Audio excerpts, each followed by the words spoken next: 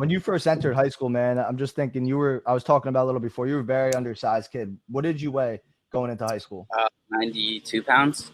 Nah, yeah, that's tough, man. It's like you could be as good as you want, but it's tough to kind of go compete at a high level at 92 Yeah. pounds at 103. Yeah. What was some of that time period like going from 8th grade, freshman year, sophomore year when you're undersized, maybe good enough wrestler to compete, but just it's not working for you? Like, what was some of the things you were doing during that time? Were you just working extra hard? Were you lifting? Yeah, I mean, I feel like we always worked hard, you know. I always worked hard. It was just not even about that. I couldn't. I would be. It's the funniest thing is like I remember like Colt Classic my freshman year. I got the starting spot at 92 pounds. I beat like some of my friends, Carl Vasti. I beat this other kid that was like a huge 106 pounder. I beat them both at 92 pounds. I had the starting spot, and then I wrestled in the Colt Classic. I'm beating Denzel Tovar. I don't know if you guys remember Denzel Tovar. Like, yeah, oh yeah, yeah. And I take him down.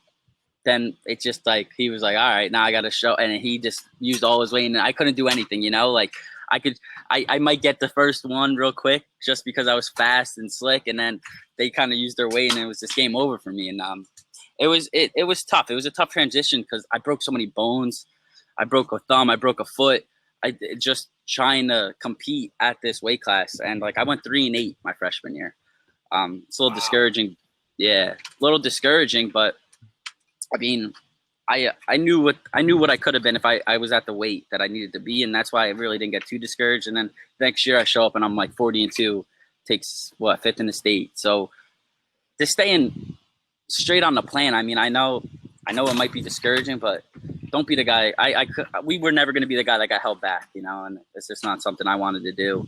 My dad doesn't want to do it. My dad hates it. So that wasn't what we were going to do. So we were going into high school just, we'll get it done in the 3 years that we needed to get it done, and that's what happened. So that's how it went. I love that story. I love the climb of that story. Just like I picture myself, man. I had a little bit more of an advantage.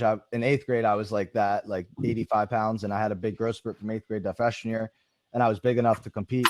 But I could imagine if I still was that same size, and it's impressive the jumps you were able to make while maybe going 3-8 as a freshman. And I think maybe some of your style now, like you go forward, man, you want to club hard, you want to snap guys down. Like, I feel like some of that might come from that chippiness when you were like probably 92 pounds. You're like, I got to fight. I got to stay in this match. Like, do you think about some of those times? Like, did that bring you into your style a little bit?